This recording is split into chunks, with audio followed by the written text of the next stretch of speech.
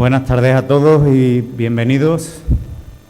Antes de comenzar, me gustaría dar las gracias al señor Sergio Martín, señor director de este magnífico hotel, por darnos la oportunidad de disfrutar de este magnífico foro en un entorno maravilloso como es el Hotel Solúcar. Muchas gracias, Sergio. Agradecer la asistencia a todos los empresarios y vecinos sanluqueños y no sanluqueños que hoy nos acompañáis. Espero que este foro sea enriquecedor y que disipe muchas dudas en estos momentos tan duros económicamente hablando. Igualmente agradecer su presencia a Eloy Carmona, portavoz en Diputación del Partido Popular, a Alicia Martínez, portavoz en la Comisión de Vivienda y Organización del Territorio y vicesecretaria general del Partido Popular Andaluz, a mi amiga Isabel, próxima alcaldesa de Olivares, si Dios quiere, y a Juan Manuel Albendea y muchos compañeros que hoy nos acompañan del Partido Popular, como también compañeros de la Corporación, del Ayuntamiento de Sanlúcar la Mayor, como es Pilar Moreno. Y, por supuesto, y como no podía ser menos, dar las gracias a nuestro ponente, a Cristóbal Montoro.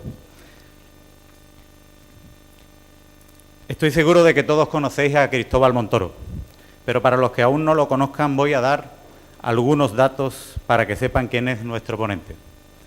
Doctor en Ciencias Económicas y Empresariales, profesor de Hacienda Pública en la Universidad Autónoma de Madrid, profesor de gerentes de másters de la IES, en el Instituto de Empresa ICADE y del Centro de Formación de Estudios Superiores de San Pablo. Fue director del Servicio de Estudios del Instituto de Estudios Económicos, subdirector del Servicio de Estudios del Banco Atlántico, asesor de empresas y organizaciones empresariales COE, en materias fiscales, financieras y de análisis de coyuntura económica y política. Vocal electo del Colegio de Economistas de Madrid y miembro de la Junta Directiva de la Asociación Española de Ejecutivos y Finanzas. Fue diputado a las Cortes Españolas por Madrid en la quinta y en la sexta legislatura y por Jaén en la séptima y en la octava. Fue secretario de Estado de Economía desde 1996 hasta el 2000 y representante de España en el seno del Banco Mundial como gobernador alterno del BIR, la AID y la CF. Ministro de Hacienda desde el 27 de abril del 2000 hasta el 2004. Su predecesor fue Rodrigo Rato y su sucesor Pedro Solbes. Es miembro del equipo ejecutivo nacional del Partido Popular, diputado del Parlamento Europeo del Partido Popular desde julio de 2004, miembro titular de la Comisión de Asuntos Económicos y Monetarios y miembro suplente en la de Presupuestos. Miembro titular de la Delegación Interparlamentaria para las Relaciones con Japón y miembro suplente en ACP. Número 1 por Sevilla en la candidatura al Congreso para las próximas elecciones. Responsable y portavoz de Economía y Hacienda del Partido Popular. Este es el currículum de Cristóbal Montoro. Persona sobradamente preparada, humilde, sencillo, cercano y amante de su nación española. Tanto Cristóbal como nosotros compartimos una misma preocupación. Estamos muy preocupados con la situación económica alarmante de nuestro país. Estamos preocupados con la desgracia que asola nuestra tierra y que es el paro. Pero estamos seguros de una cosa. Si alguien está capacitado para sacar adelante a nuestro país, ese es Cristóbal Montoro. Nos preocupan los trabajadores, porque cada vez estos son menos, y más las personas que se encuentran engrosando las listas del paro. Ellos no son más que el triste escaparate de unas familias que sufren día a día y que para nosotros son una prioridad. Hay otro sector que nos preocupa, y no poco, pero para nosotros este sector es una preocupación y a la vez una esperanza. Este sector sois vosotros, los empresarios, valientes, luchadores, emprendedores y comprometidos. Nos duele lo que estáis pasando, porque esta crisis se está llevando por delante no tan solo a los malos empresarios, sino que también, desgraciadamente, a muchos buenos empresarios que se han visto muy dañados. Pero estoy seguro de que con la esperanza por las nubes, con un cambio de gobierno y con vosotros los empresarios tirando del carro de España a nuestro lado, estoy seguro de que vamos a sacar adelante a nuestro país. Cada uno pondremos nuestro granito de arena y así conseguiremos que también muchos trabajadores puedan dejar de engrosar las listas del paro y puedan conseguir su ansiado trabajo. No me voy a extender más. Simplemente deciros que hoy estamos de enhorabuena porque vais a conocer a la persona que va a abanderar esta lucha, a la persona en la que el Partido Popular confía para que podamos salir de esta crisis. Él se va a presentar a todos vosotros, va a hacer una exposición y después se abrirá una rueda de preguntas donde todos les podréis consultar todas las dudas de economía que os apetezca. Sin más, os dejo con Cristóbal Montoro.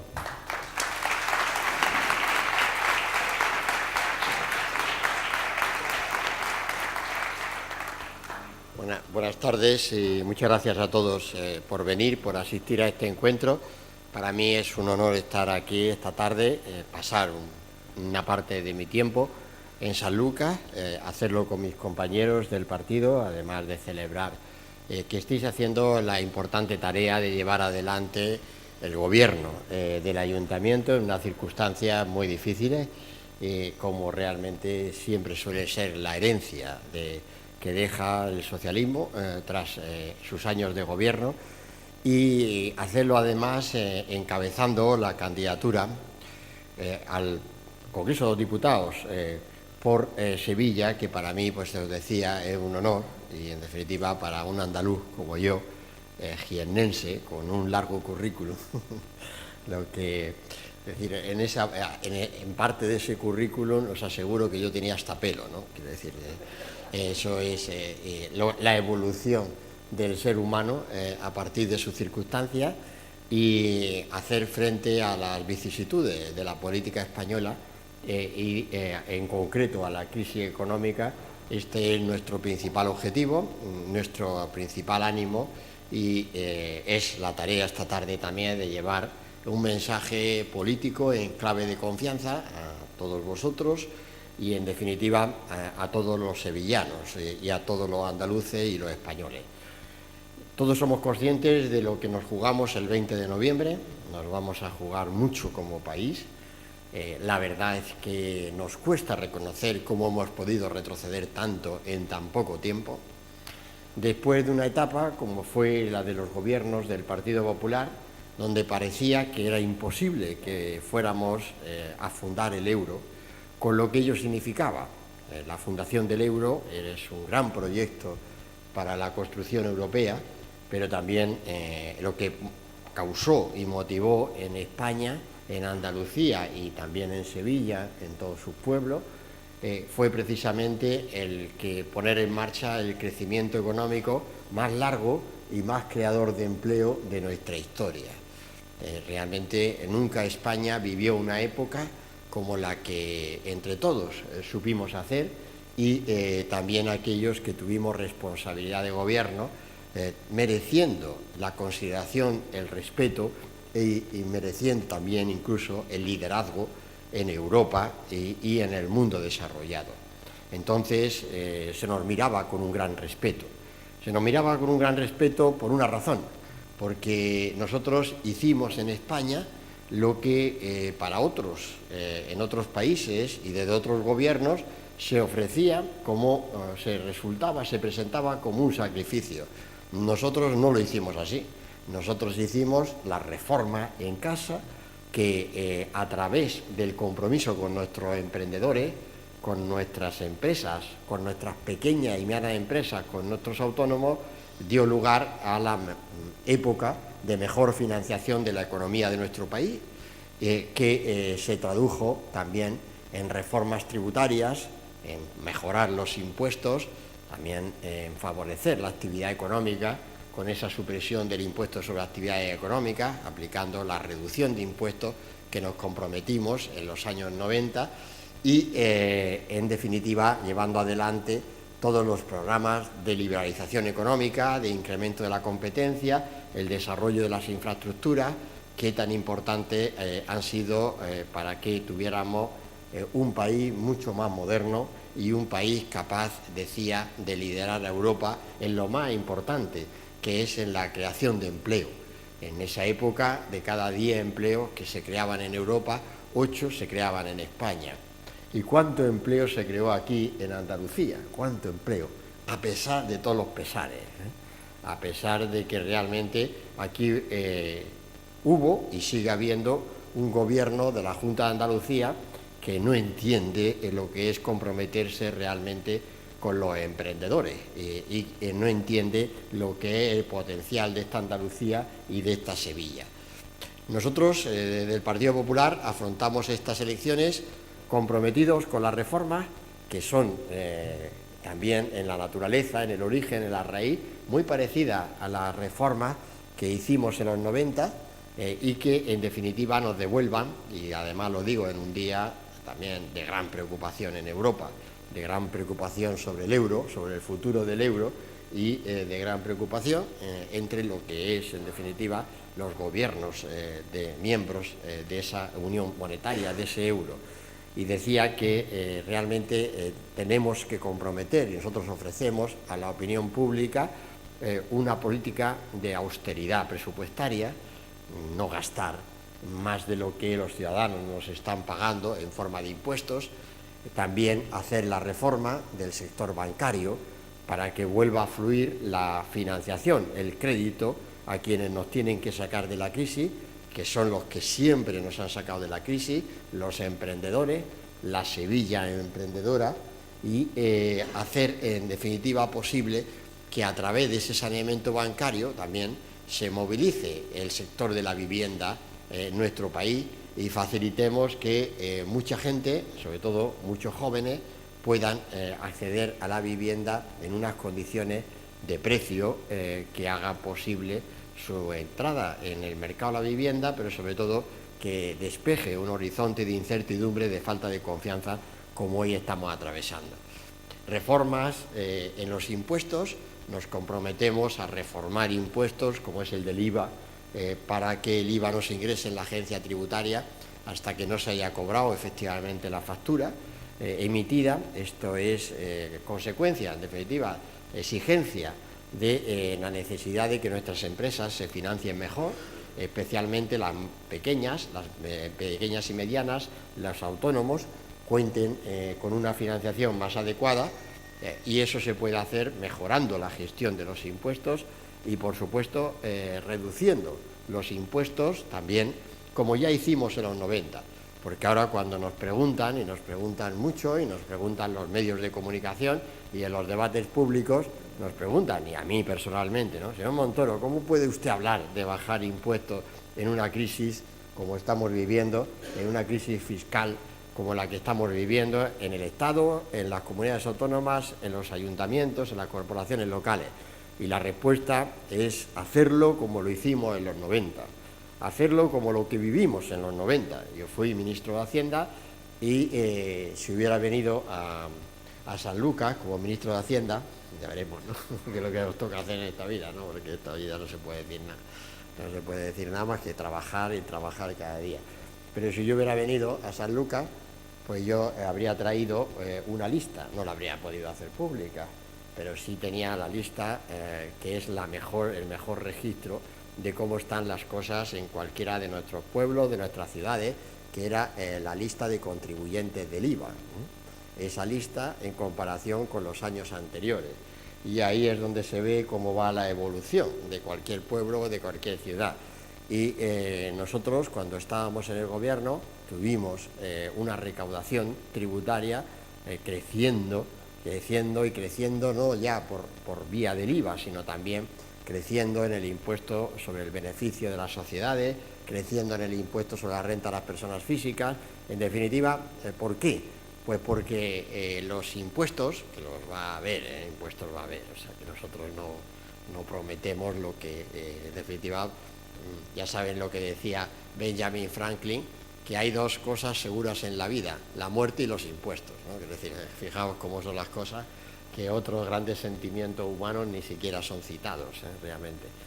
Impuestos los tiene que haber, pero tiene que haber impuestos razonables, acomodados a nuestra situación económica, a cómo están yendo las cosas en nuestra actividad, en nuestras empresas y, en definitiva, ensanchando la base de recaudación. Es decir, cuando haya más gente trabajando, cuando haya más gente invirtiendo, cuando haya más gente, en definitiva, ahorrando también, y de esa forma habrá mejor, más amplia recaudación para los grandes servicios del Estado, para asegurar las pensiones y, en suma, para hacer también una oferta de servicios públicos más eficiente.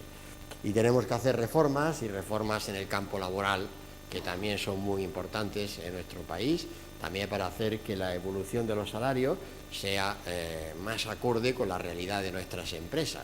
Y ya he visto algún titular diciendo: el Partido Popular propone bajar los salarios. En modo alguno, en modo alguno.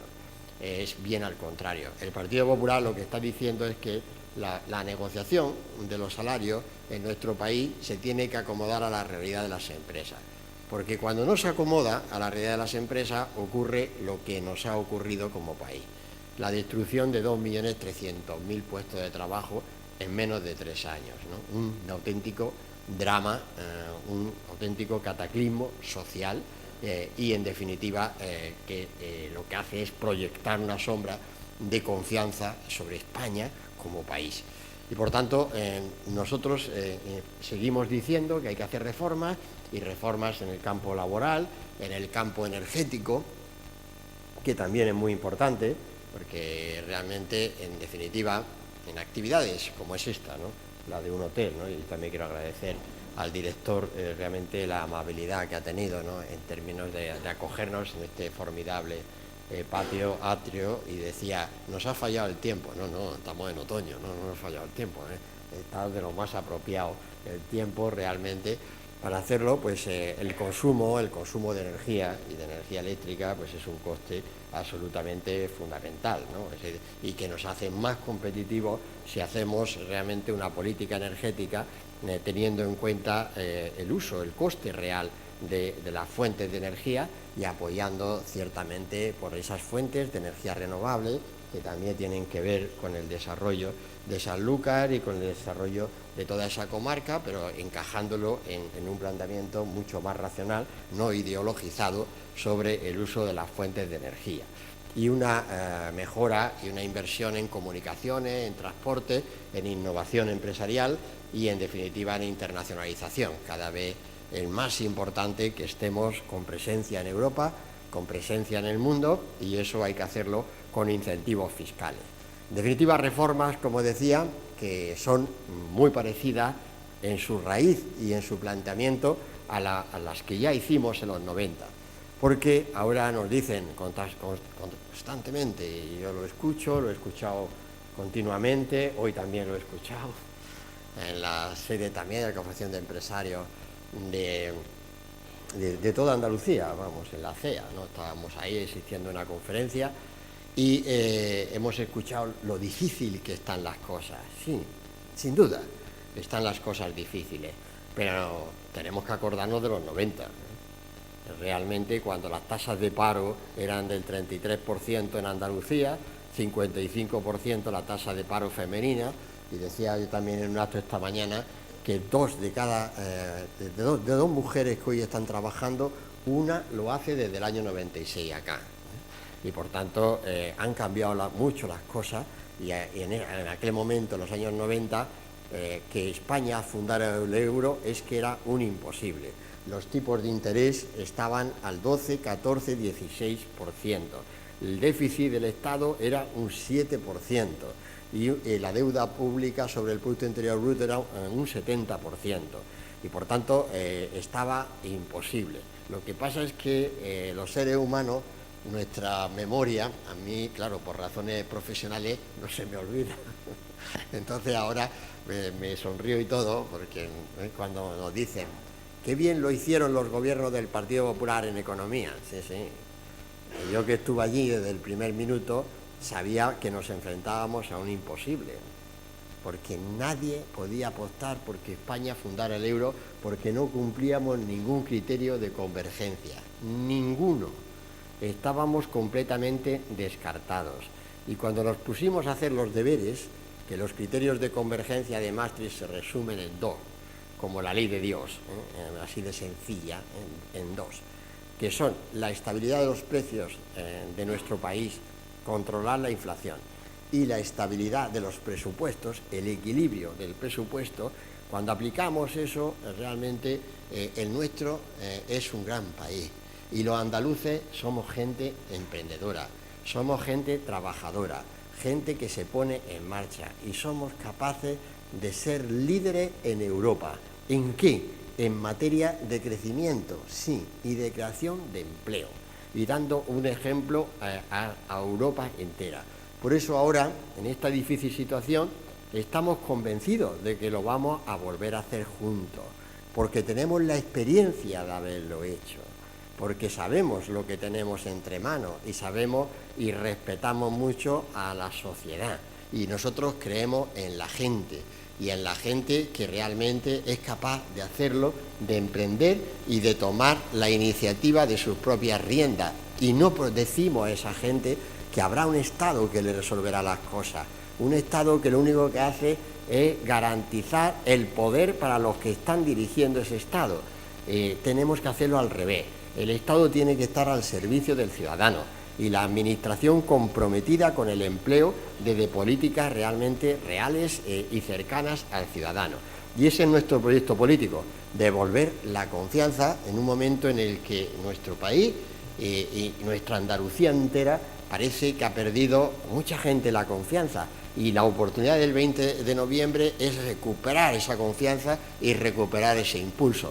Y eso lo tenemos que hacer también con una política de Partido Popular cada vez más abierto, cada vez abriendo las puertas a mucha gente que aquí en Sanlúcar y en tantas poblaciones han votado al Partido Socialista y ahora nos están mirando y están confiando en nosotros.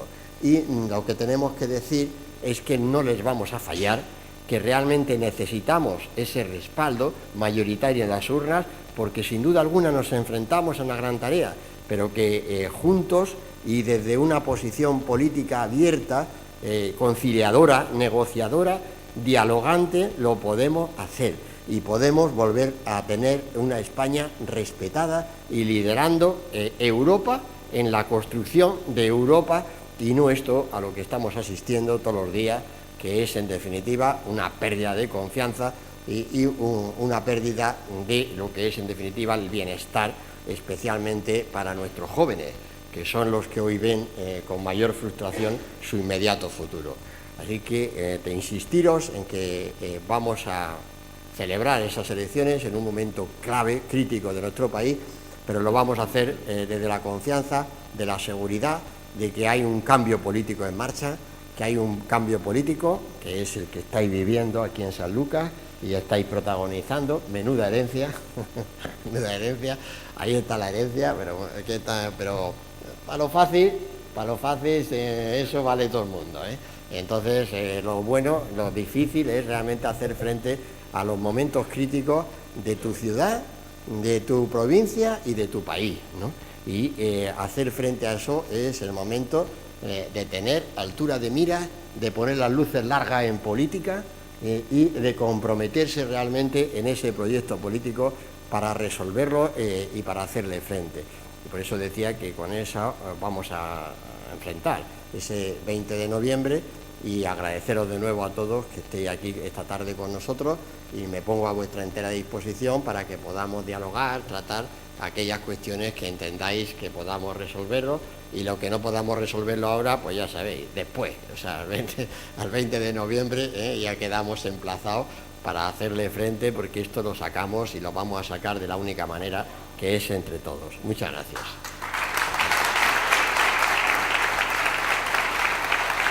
Me quedo aquí.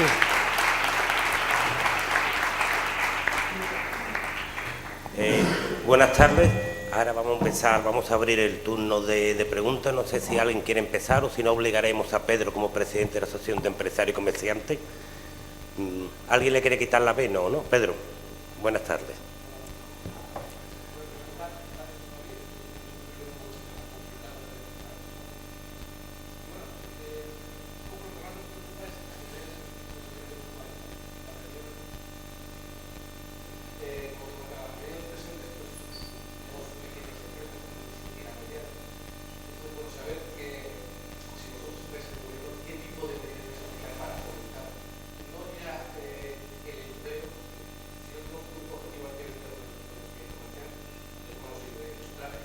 Trabajadores, sino medidas fiscales, medidas que podáis vosotros aplicar. Gracias. Bueno, en primer lugar, agradecer y en nombre de la Asociación de Empresarios que esté aquí, ¿no? Y que esté representado también en tu persona, Pedro. Y nuestro proyecto es claramente el favorecer el desarrollo de nuestro país y el desarrollo de Andalucía y en Sevilla a través de la pequeña y mediana empresa y a través del trabajo autónomo. ¿Por qué? Pues porque en realidad este es nuestro tejido productivo real, ¿no? El 85% de las personas que trabajan en toda España lo hacen en la pequeña y mediana empresa, 85 de cada 100. Entonces, las grandes sirven y son muy importantes, tener un tejido grande también, obviamente, porque las fronteras en economía no están nunca claras, son importantísimas como motores de crecimiento, pero el empleo y la solución al empleo radica en la pequeña y mediana empresa. Y eso, como bien planteas, pues lo que exige es una política que no se puede quedar en una política estrictamente de reforma laboral o de contrato, aunque fuéramos capaces aquí esta tarde de echar un rato y fabricarnos, digamos, elaborar el mejor contrato laboral del mundo, si no vende, pues es decir, esto no tiene arreglo, no tiene solución. Yo, cuando estaba de secretario de Estado de Economía, que siendo de Jaén, pues fui a dar una conferencia allí en Jaén Capital, en un foro de amigos del país, y explicaba lo que estábamos haciendo desde el gobierno ya, las políticas del gobierno, y luego al cabo de 2 o 3 meses, pues fui a otra localidad, que es Úbeda, Patrimonio de la Humanidad, y estuve en un hotel de Úbeda, que también de los que había desarrollado, ¿no? Bastante, y el empresario entonces me dice, estuve en su conferencia allí en la capital, en Jaén, y le escuché, y la verdad es que me dio usted tanto optimismo que al día siguiente contraté a una persona. Y yo le digo, muchas gracias por su ánimo, pero estoy seguro que si usted contrató a una persona es porque le convenía, vamos, es decir, no porque el ánimo era confianza y tal, ya me contará usted, está muy bien, pero eso se plasma en unas condiciones, ¿no? Quiero decir, no creo que nadie lo haga y la persona a su vez que es contratada, pues realmente también entra en una serie de obligaciones de compromiso con esa empresa. Lo que hay que hacer es crear las condiciones, y las condiciones son, la primera, la financiera, tiene que volver el crédito bancario a la pequeña y mediana empresa, arriesgando en términos de financiación de esa pequeña y mediana empresa, de ese trabajador autónomo. Hoy los bancos nos dicen que no dan más crédito a la pequeña y mediana empresa, nos dicen porque no hay demanda de crédito. Está bien, claro que no hay demanda de crédito. Claro, ¿cómo va a ver si realmente lo que llamas demanda, esto exige unas garantías personales y tal? Que decir, así, pues obviamente no hay más demanda, ¿no? La actividad se cae, ustedes no emprenden, no abordan nuevos proyectos, y obviamente porque no tienen las condiciones y la financiación. Y esto nos parece absolutamente fundamental. En segundo lugar, en el ámbito de las administraciones públicas también nos parece fundamental entrar en un proyecto que yo creo que es muy importante en términos de agilización de los servicios públicos y de la mejora de las categorías de servicios públicos que corresponden a nuestros diferentes niveles de administración. Esto nos parece fundamental para que realmente desde esos servicios públicos usted tenga mejor dotación y mejor capacidad de acción. Es en definitiva entender la administración pública al servicio realmente del ciudadano y en concreto también facilitar los procedimientos de esa administración pública para que las empresas no vean siempre en la administración como una traba, un obstáculo infranqueable, ¿no? Es decir, esto se puede hacer, se puede hoy día, y además utilizando los procedimientos telemáticos se puede agilizar mucho. Hay que hacerlo con leyes estatales, hay que normalizar esa actividad y ahí se puede avanzar y se debe avanzar en ese concepto. Y luego en términos de impuestos hay que bajar a la pequeña y mediana empresa, lo que llamamos nosotros la bajada selectiva de impuestos. Eso es favorecer precisamente a los más pequeños con menores impuestos. Con menores impuestos significa que el que esté sujeto al impuesto sobre sociedades, pues hay que bajarle eso y hay que mejorarle también los regímenes de amortización de sus inversiones, de sus activos, sin condiciones. Es decir, ustedes deciden realmente cuándo van a llevar adelante ese nuevo proyecto o esa nueva contratación. Pero lo que hay que bajar es realmente el impuesto, porque en este momento es una forma de ayudarles en la financiación. Y hay que hacer otro, que he citado antes, el IVA, que esto es otro de los cambios tributarios que entendemos fundamentales. No es bajar el impuesto, es cambiar la naturaleza del IVA, que es en definitiva, es también, llevamos el proyecto de bajar el IVA al sector turístico. En el sector, esto nos parece fundamental, porque a la hostelería y tal, esto es para que puedan competir mejor y puedan ofrecer mejores servicios. Y de esa manera, en definitiva, pues esto que es una gran categoría que tienes hoy ya, unas grandes infraestructuras de oferta de servicios, pues las pueda seguir mejorando y pueda seguir invirtiendo en ellas. También la cuenta con la administración. Lo que entendemos es que si una administración tiene una cuenta pendiente con un proveedor, ese proveedor pueda tener una cuenta de compensación, en el sentido de que no pague impuestos a esa administración hasta que esa cuenta esté efectivamente saldada. Esa es otra medida de carácter financiero, y por tanto toda la política, como ven, está enfocada precisamente hacia ello, hacia, en definitiva, preservar nuestro tejido de pequeña y mediana empresa, porque son el elemento fundamental que abrirá el futuro de esa creación de empleo. En nuestro programa, lo descarga lo tiene en la página web del partido, completamente desarrollado. Ahí tenemos y verá una ley de emprendedores, el proyecto de una ley de emprendedores.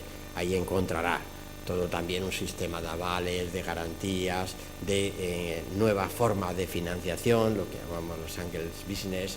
O sea, ahí encontrará detallado todo lo que es un programa. La parte más detallada del programa en materia económica es precisamente la ley de emprendedores. Y verá realmente cómo estamos ante un convencimiento, ¿no? Lo hacemos por utilidad, no hacia ustedes, lo hacemos por utilidad, porque estamos convencidos de que cuando ustedes se muevan, se está moviendo Sevilla entera, Andalucía entera, y se mueve toda España, como se ha movido, no estamos teorizando, no, se ha movido ya. Y la cifra de empleo y de paro, que ahora es realmente cuando llegas a una localidad como San Lucas, ¿no? Y ves que realmente de una población pues de 18.000 habitantes, pues tienes prácticamente 2.000 personas, ¿no?, en demanda de empleo, 1.700, 1.800, es que es una auténtica aberración, ¿no?, ver realmente lo que está ocurriendo en términos de empleo. Y es cuando tenemos que insistir en la siguiente, y esa no es una cifra económica, es una cifra de personas que aquí en Sevilla, en toda su provincia, han encontrado las oportunidades de empleo. En el año 96, en esta provincia, trabajaban 430.000 personas, en números muy redondos, 430.000 en el año 96. Cuando estalla esta crisis sobre nuestras cabezas, y por tanto en Sevilla empieza a caer el empleo y los jóvenes no encuentran esa ocupación, en Sevilla trabajaban 760.000 personas, de 430 a 760.000. No está mal, no está mal, en esa Andalucía que muchos siguen identificando como la Andalucía del paro, tal. No, aquí Aquí ha habido mucha creación de empleo. Y en otras provincias andaluzas todavía más, dando un ejemplo de lo que es el sur de España y el sur de Europa. Y eso teniendo una administración que no lo entendía así, porque si llega a tener la administración a favor, esto tiene un potencial tremendo, ¿no? Pero basado en eso, en esta pequeña y mediana empresa, en esos autónomos que realmente han tenido y han dado un ejemplo y un paso adelante que es realmente formidable, y por eso hay que diseñar las políticas y las políticas económicas, incluso las sociales, para favorecer su actividad y preservar las tareas que están realizando en favor de la sociedad. La siguiente pregunta, por favor, y pasando el micrófono. Hola, buenas tardes. Muchas gracias por estar aquí con nosotros, sobre todo porque estamos en un momento que se necesita confiar y esperamos que sean los próximos gobiernos y que además solucionemos algunos problemas. Pasando a esa entrada, le planteo 3 problemas. Yo no soy una pyme, soy una empresa mediana. La empresa mediana trabajamos mucho con la administración. ¿Se va a exigir desde el gobierno que cumplan la ley de pago de la administración con los proveedores?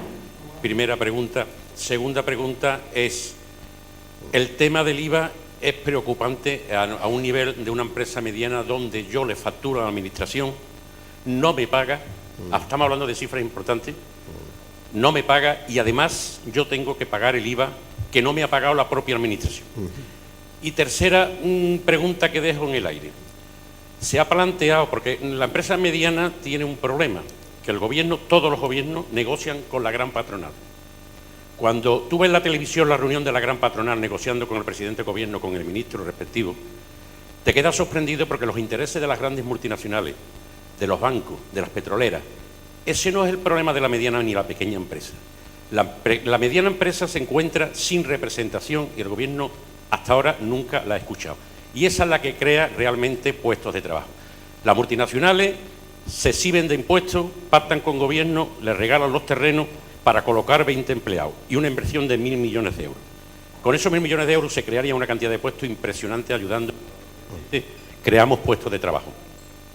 Por otro lado, yo siempre me he planteado una cosa y aprovecho para decírselo, a lo mejor es una barbaridad. Pero si esos millones de parados que tenemos en este país, donde se le está pagando el paro, donde se le está pagando la seguridad social, se ha planteado la posibilidad de una negociación con las medianas empresas, no con las grandes porque no le interesa, ni porque las pequeñas, porque la posibilidad de las pequeñas es de crear un puesto de trabajo. Hablamos de empresas de 200, 300 trabajadores. Esa que mantiene realmente unos impuestos importantes, unos pagos importantes, donde la banca no financia, donde la administración no paga, donde tenemos que adelantar el IVA. Si esos trabajadores que están cobrando el paro, con un pacto con la pequeña empresa, se le diera la posibilidad, con un pacto mutuo, yo te hablo un ejemplo, te reduzco en un ejemplo. A mí me dice la administración, usted se compromete con la administración de contratar a una o a 2 o a 3 o a 40 personas en un plazo, 6 meses, un año, llamémosle el plazo que se negocie. A cambio, la administración no me va a cobrar la seguridad social. Crearíamos puestos de trabajo, la gente no se encontraría defraudada, se ahorraría al gobierno el paro, no se ahorraría la seguridad social porque estaríamos subvencionados, pero no es una manera muy elemental, muy rudimentaria, que yo creo que a nivel de este país se podrían crear, no ya el 1 millón de empleos que se han reído la oposición diciendo que cómo se iba a crear 1 millón de empleos. Lo que hay que reducir esa sangría de los 50 y tantos mil millones mensuales que se le están pagando a 2 millones de españoles que están cobrando el paro, 2,5 millones, que se está tirando el dinero, que no son productivos para el país, pero que además no crean riqueza ni están fortaleciendo las empresas. No sé si es una cosa elemental, pero creo que es importantísimo. Pero hablamos siempre que es donde falta el diálogo con la mediana empresa, con la empresa que tiene 20, 30, 40 trabajadores, que son las que ahora se están arruinando, porque todavía las pymes están realmente muy mal. Terminan, si tienen un trabajador o 2, echándolo a la calle y viviendo él con su familia, con su hija trabajando. Pero a última hora están viviendo. Pero esa mediana empresa, que es la que está cayendo, que si mi empresa cierra por las circunstancias de la coyuntura, no porque la empresa funcione mal, porque no hay financiación, significan 300 puestos de trabajo a la calle. Y no hay apoyo ni ayuda por ningún sentido. Entonces, son 3 preguntas que te dejo ahí en el aire, aunque 2 de ellas están contestadas anteriormente. Gracias. Sí, muchas gracias.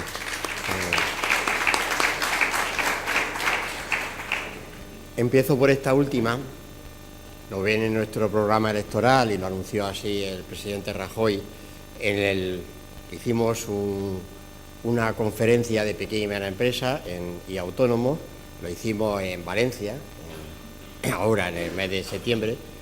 Y ahí lo anunció, pero está incorporado al programa, y es que nuestra propuesta es la bonificación por la nueva contratación, por nuevo empleo, por valor de 3.000 euros, que serían deducibles dependiendo del impuesto al que ustedes estén sometidos. Esa es la propuesta. O sea que no es que coincidamos, es que la hemos cuantificado. Y entonces la tenemos ahí y entendemos que efectivamente el Estado queda más que compensado en términos de que ustedes como empleador vea un beneficio en términos de bonificación, que puede ser en el impuesto, puede ser en términos de cotización a la seguridad social, pero también puede ser en el propio impuesto sobre sociedades si está sometido, o en el impuesto sobre la renta de las personas físicas, en el caso de que sea un profesional el que realmente amplíe su negocio a través de ello. De manera que esta es, por eso decía, estamos tan coincidentes. Sí. No. Bueno, no es significativo, pero es un ahorro. Quiero decirle lo siguiente, realmente, claro, es dar un estímulo que sigue, es decir, 3.000 euros es una cifra de cierta importancia, o sea, y por tanto, y en términos también nuestra definición de lo que es el régimen de pymes en el impuesto sobre sociedades que creamos cuando fuimos gobierno, eso lo creamos para el año 97, cuando teníamos que entrar en el euro, no existía. Dentro del impuesto sobre sociedades, lo que estamos proponiendo también es que la definición de pymes se amplíe y el umbral, por tanto, lo que haga es acoger también a empresas de mayor facturación, y por tanto estamos hablando de ello, estamos estableciendo un nuevo umbral que llamamos pequeña y mediana empresa, pero en realidad ya entran en unos niveles de facturación de 12 millones de euros, o sea, con lo cual ya estamos hablando realmente de abarcar ya seguimos en esa terminología, pero estamos hablando ya de abarcar a un gran número de empresas que están funcionando en España. Y luego, en términos del IVA, ya lo he explicado, esto lo tenemos muy claro. Creemos además que eso se puede hacer sin modificar la sexta directiva de la Unión Europea, pero es que además en Bruselas se está tratando este asunto, porque es un asunto fundamental, que es un asunto para financiar, en cualquier caso, a la empresa, pero también hacerlo en un momento en el que el problema es la morosidad y, en definitiva, la falta de capacidad de refinanciación que tienen cuando van a los bancos a tratar de por lo menos, crear la compensación financiera. Y la ley de morosidad es una ley que hemos aprobado esta legislatura, como usted sabe, es una ley que no fue a iniciativa de nuestro grupo parlamentario, pero sí la hicimos, como ustedes, los que la han seguido, saben perfectamente, porque se creó una plataforma en España con las asociaciones de empresas, como dice, de pequeña y mediana empresa, de empresas medianas, que tuvo un seguimiento muy concreto de los pasos de las enmiendas que se fueron presentando a esa ley y además con una importante asociaciones de empresas, por numerosas me refiero, en concreto catalanas, que estaban muy encima de esto, esa plataforma contra la morosidad, y ahí vieron quién dio la cara y con quién negocian y con quién no negocian, y quedó claro que nosotros estamos trabajando desde la oposición, no desde el gobierno, desde la oposición para los que estamos trabajando. Y esa ley fue expresión clarísima, no le gustó a muchos de los grandes, pero la vida es así y hay que apostar por lo que hay que apostar. Y esa fue la apuesta que hicimos desde nuestro grupo parlamentario en el Congreso y en el Senado.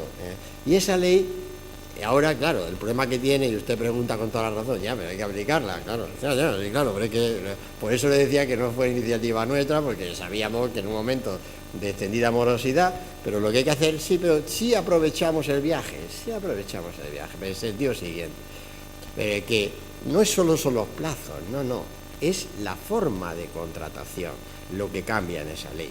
En la ley anterior decía que eran los plazos que se derivaban de la directiva europea, que venían de la directiva europea, pero había una cláusula allí que decía, usted queda sujeto en sus contratos, queda obligado al pago en los plazos, salvo pacto en contrario. Y ese salvo pacto en contrario, pues claro, hacía que en la práctica pues todo el mundo estaba en el pacto al contrario y estableciendo los propios plazos. Eso se ha eliminado de la ley. Eso se ha eliminado. Y los plazos son los que establece la ley. Muy importante para toda la negociación comercial en España. Muy importante, por eso decía.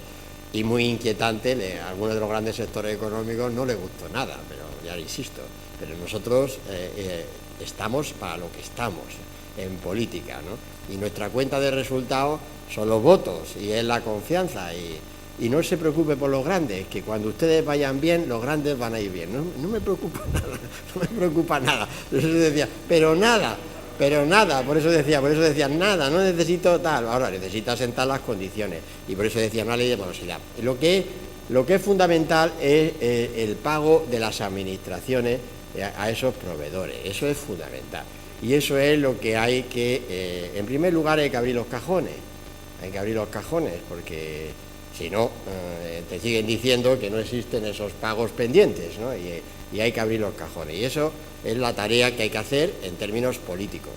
Yo fui el ministro de Hacienda, que antes me lo decía, el currículum ese que me ha hecho gracia, el currículum, porque ha dicho, y le sustituye Solbes, exacto, pero no se le olvida a nadie, que no se le olvida a nadie, por eso decía que no se le olvida a más de uno. Sí, pero quiero decirles, por eso, y ahora derivo la siguiente conclusión. A mí me abrieron los cajones. Claro que me abrieron los cajones. A mí me relevó un gobierno de signo distinto. No eran los míos. No. Y además de súbito, para entendernos, porque no estaban preparados para perder, ¿no? A mí no me habían dicho que íbamos a perder. Vamos, los que entienden tanto de política no me habían dicho eso, ¿no? Es lo que va siempre contando Arenas cuando dice, Montoro, le dejaste las arcas llenas, ¿no? Decía en plan de reproche, y digo, yo se las dejé a Rajoy, es decir, que yo trabajaba para lo que trabajaba en ese sentido. Pero a mí me abrieron los cajones, se lo digo como representante máximo del Estado español. ¿Y cuánto había de facturas por pagar? Es decir, cero. Estaba aquello, pero limpio, como una patena. Igual pasa en Grecia, cuando hay un relevo de gobierno, abre los cajones. Igual pasa en Portugal, cuando hay un relevo de gobierno, ¿no? Es decir, claro, las leyes son muy importantes, Hemos hecho una reforma de la Constitución. Ahora vamos a hacer una ley orgánica derivada de esa reforma que vamos a exigir transparencia a los gestores públicos. Y vamos a pedir responsabilidades a los gestores públicos. Pero, bueno, es lo que estoy hablando. Vamos a hacer una ley, claro, sí. Está claro. Pero hay que... Exacto. El que falsee las cuentas públicas va a tener responsabilidades penales. Esa es la ley. Y eso está en nuestro programa político también, lo puede ver perfectamente. Porque además lo hacemos con la conciencia más tranquila. No puedo entender por qué cuando estamos nosotros en el gobierno se gestiona así y cuando nos vamos, todo vale para meter en el cajón. Claro, es decir, no puede ser. O sea, que usted está arruinando a muchísima gente. Es decir, con eso, ¿no? Está tomando consecuencias que realmente perjudican muchísimo a toda la financiación del país. Y por tanto esto lo vamos a establecer por ley. Y en ese terreno, igual que hemos sido un país pionero en la reforma de la Constitución, vamos a hacer esa ley que haga esto. Pero luego también hay que ser más prácticos. Pero los cajones existen ahora. Y lo que hay que hacer es promover que esos ayuntamientos, las condiciones de liquidez. Y para eso lo que tienes que hacer es, en lo que son las operaciones entre administraciones públicas, realmente no hacer lo que está haciendo el gobierno socialista, que está diciendo, a mí me cuadra mi presupuesto. No. A ti te cuadra tu presupuesto a costa de que los demás están que no pueden pagar proveedores. Esto es al revés, lo que hay que hacer es al revés.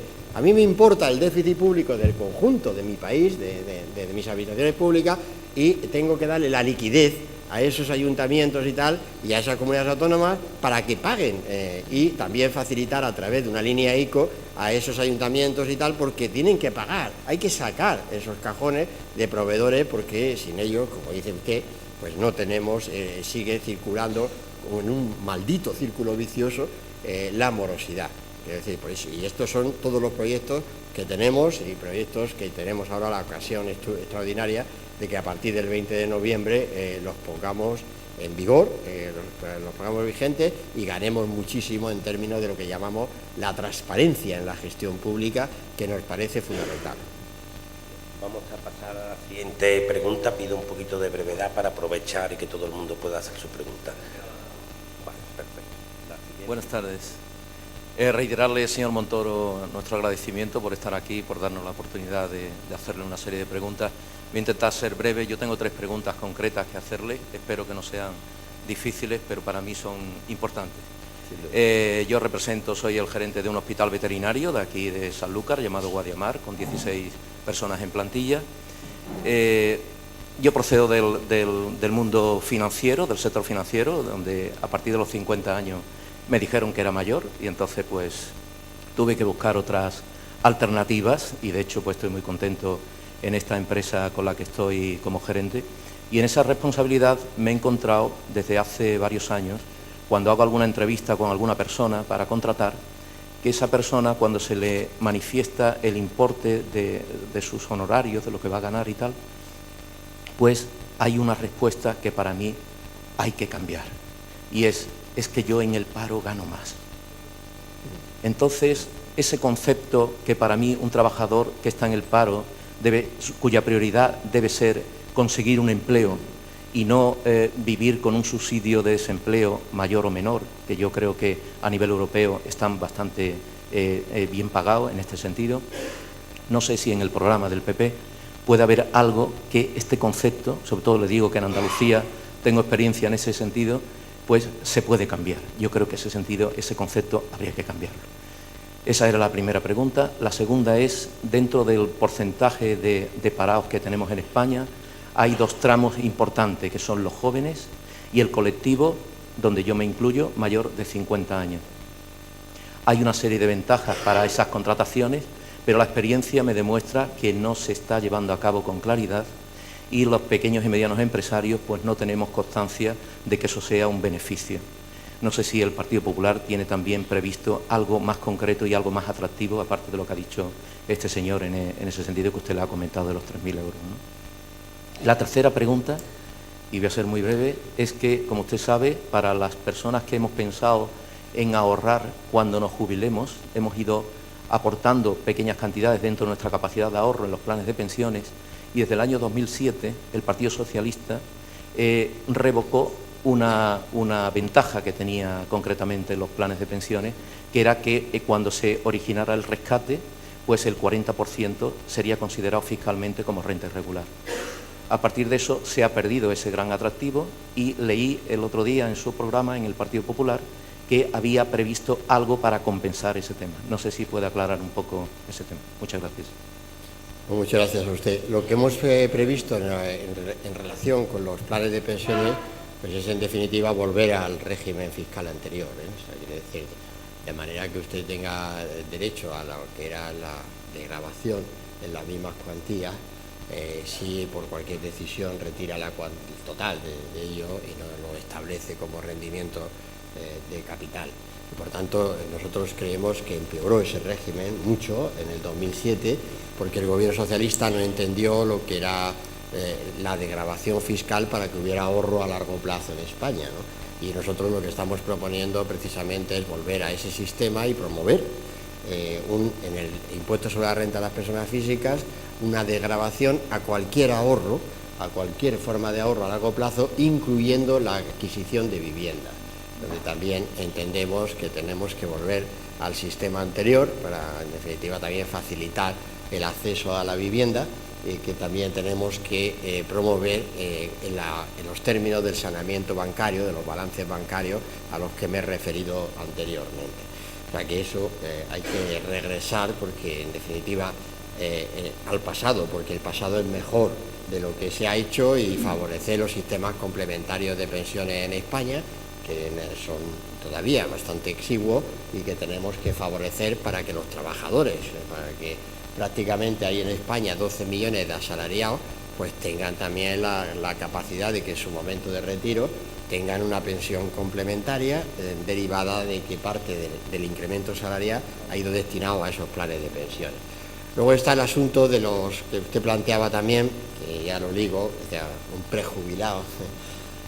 Esta es la gran cuestión, es decir, porque es que realmente las prejubilaciones, cuando hablamos del presente y del futuro de las jubilaciones en España, en nuestra opinión, y así lo presentamos en forma de enmiendas a la ley de pensiones, más importante que determinar el retiro a los 67 años a partir del 2017 o 2020, mucho más importante es el tema del asunto de las prejubilaciones, donde ahí se está produciendo, bueno, en su caso, felizmente, pero esto de que la gente se retire a estas edades, es que, bueno, estamos mayores, ¿para qué, no? Es decir, entonces, ¿dónde estaríamos algunos ya? Vamos a seguir trabajando entre todos para sacar esto adelante, porque si no, ese concepto realmente de prejubilación es muy gravoso para el país y muy negativo para las empresas, y en definitiva, ¿no? Estamos retirando experiencia, y lo que tenemos que hacer también es estudiar el sistema de bonificaciones precisamente para el empleo, para la ocupación de lo que se llaman mayores de 50 años, que hoy con la esperanza de vida pues realmente tenemos que prolongar esa actividad y tenemos que hacerlo más efectiva, e ir a sistemas donde a la gente le compense el seguir trabajando, ¿no? Eso es la cuestión, ¿no? Es decir, hay que buscar el régimen voluntario. Nosotros es que creemos en la gente, es la diferencia, ¿no? Es decir, y entonces lo que hay que hacer son los estímulos a la gente para que tome su decisión, y su decisión sea precisamente el seguir desarrollando actividad, porque le conviene seguir desarrollando esa actividad, ¿no? Y no le conviene retirarse, porque lo que hacemos es en definitiva más gravoso para el Estado, pero también estamos perdiendo todos mucha fuerza laboral de nuestro país. Necesitamos que más gente trabaje, ese es nuestro lema, como usted sabe, y esto cuando lo decíamos en los 90 en los pueblos de Andalucía, que yo lo decía allí, cuando bajaba del sitio donde estaba hablando y me decían, bueno, señor Montoro, si usted quiere más votos por aquí, aparte de trabajar, habrá que hablar de otras cosas. Esto ha cambiado mucho, Esto ha cambiado mucho, Esto ha cambiado mucho, y realmente hoy en día pues la gran cuestión es el empleo, el trabajo. Eso es lo que tenemos que hacer, y venir a toda Andalucía y en Sevilla, el empleo, el trabajo, y obviamente la legislación actual de subsidio de paro, que ya obliga a cuando se está en una oferta de trabajo, pues evidentemente llevar adelante esas obligaciones y hacer cumplir esas obligaciones, porque el subsidio de paro es una función totalmente legítima, es en definitiva un derecho que se ha generado a través de una cotización, y un derecho que es una renta, una garantía de renta para el tiempo en el que la persona encuentra una nueva actividad laboral. Y eso es lo que hay que clarificar en esos extremos, ¿no? Ese es el sentido. No es un retiro parcial, es una garantía de renta hasta que se vuelve a encontrar realmente una nueva actividad, y hay que estimular el que todos estemos trabajando en nuestro país, porque eso es lo que hace más grande al país, ¿no? Que todos estemos comprometidos en el presente y el futuro de nuestra gente. Me comunican que ha habido un cambio en el horario de su tren, y vamos a pasar a la última pregunta. Voy a pedir brevedad, y eso sí, señor Cristóbal. Buenas tardes, señor Montoro. Yo también soy de Jaén.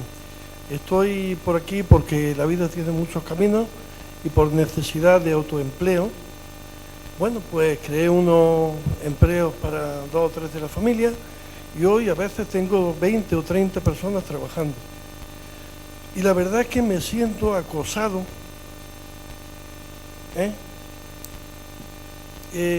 más de la cuenta, por bueno, la sociedad esta que hemos creado, que iba a mejor, a mejor, a mejor, pero últimamente, pues bueno, todos son muchas administraciones, muchos funcionarios, muchos requisitos, muchas pegas, muchos costes, y siente uno que se lo lleva la corriente. Tenemos miedo a que nos lleve la corriente. ¿Estamos? Aquí lo que encontramos es, pues mira, en este tiempo, a pesar de que hay una parte buena, hay otra negativa. Tenemos en vez de un gobierno, cerca de 20 gobiernos. Tenemos encima 50 diputaciones aproximadamente. Encima han creado unas mancomunidades. Encima los políticos catalanes, que parece que son los más listos, querían crear otro gobierno, otra administración comarcal. Todo esto se engrosa de políticos y funcionarios con muy buenos sueldos a costa nuestra. ¿Qué es a costa nuestra? Que nos están agobiando, que no hacen nada, y cuando hacen es ponernos pegas. Y ya nos tienen hartos. ¿Cuándo en España esto va a cambiar? Esperamos que si gana ahora el PP, haga algo. Porque es que cada vez que hay más políticos y más funcionarios, hay más empresas que van a la ruina y más trabajadores que van al paro. Porque incluso la empresa privada que le exige a los trabajadores trabajar a hierro, después no puede cobrar de la administración y tiene que despedir a su obrero sin cobrar y a lo mejor sin el paro. Y esto es, vamos, están amargando a la gente, esto es una tragedia, ya es una tragedia, y ya está bien. Mi pregunta es, en concreto, ¿qué va a hacer nuestro partido? Vamos a crear, a través de una ley que comprometimos, esta mañana escuchaba que habían sido otras formaciones políticas, no, esta era nuestra. La tenemos, el proyecto es suprimir competencia entre administraciones públicas, porque el Estado de las Autonomías que hemos desarrollado en España es un Estado políticamente descentralizado, y esas administraciones están desequilibradas cuando lo comparamos con un Estado federal. Aparte de que nosotros respondemos en nuestra Constitución y nuestra base de democracia es el Estado de las Autonomías, ¿no? Y aquí en Andalucía, pues cuando hubo la oportunidad, la ocasión de elegir una vía u otra, pues realmente hubo un clamor popular muy grande por ser una autonomía que se llamaba de primer rango, que era utilizando el artículo 151 de la Constitución. Bien, pero esto es, nosotros tenemos este Estado, y ahora la cuestión es equilibrar, ahora es las competencias, de manera que cuando una administración haga una competencia, la que quiera, política social, política de igualdades, seguridad ciudadana, etcétera, esa competencia no esté reproducida en las siguientes administraciones. Este es el momento de hacerlo, y eso es un auténtico reordenamiento del Estado de las Autonomías, y ahora tenemos una oportunidad formidable de hacerlo. Digo, ¿por qué oportunidad? Porque no hay más remedio que ahorrar el gasto público, no hay más remedio, y en segundo lugar, porque además, si me permite, porque estáis gobernando en tantos sitios que nos vamos a poner de acuerdo mucho más rápido. Es decir, claro, no es lo mismo estar representando una formación que no está en los gobiernos a que estés realmente en la gran mayoría de los gobiernos de las comunidades autónomas y de las corporaciones locales en España. Y eso es muy importante, y este es el momento de hacerlo.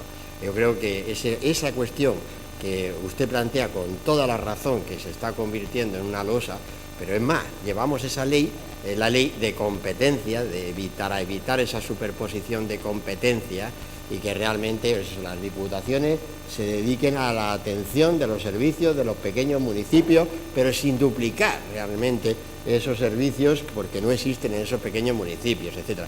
Eso es lo que estamos haciendo, exactamente, ese es el proyecto, y también, decía, completado con otros proyectos de reorganización del Estado, que son básicos para que, en definitiva, como decía, los procedimientos administrativos se simplifiquen, cosa que podemos hacer hoy, implantando normas estatales y obligando a su cumplimiento, y obligando también al uso de los procedimientos telemáticos para que las empresas... Y otra ley muy importante que está también en nuestro programa, la ley que llamamos de mercado interior. para evitar que las empresas, cuando están actuando en otras zonas del territorio, no tengan que volver a pedir los permisos, no tengan que cumplir con las características regulatorias de las otras comunidades autónomas. Hay que normalizar ese gran mercado interior que es España. Lo estamos haciendo en Europa y no lo hacemos en casa. Esto es fundamental y esta es otra de las leyes que llevamos.